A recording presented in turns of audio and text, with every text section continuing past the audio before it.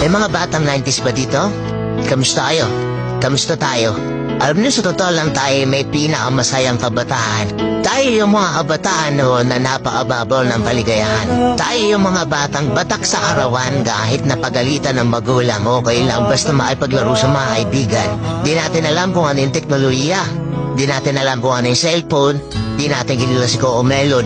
Puntayin na tayo sa mga laruan natin at sa kung ano yung meron. Tayo yung mga batang halos makompleto natin lahat ng laruan sa Jollibee at McDo. Bumibili tayo ng tig-pipisong laruan baka sakaling may laruan dun sa loob. Naalala nyo?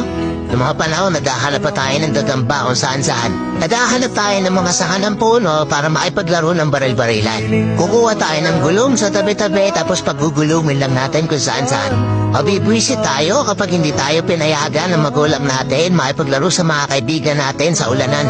Kaya yata yung mga huling batch ng mga bata na nakikipaglaro pa ng tago-tago.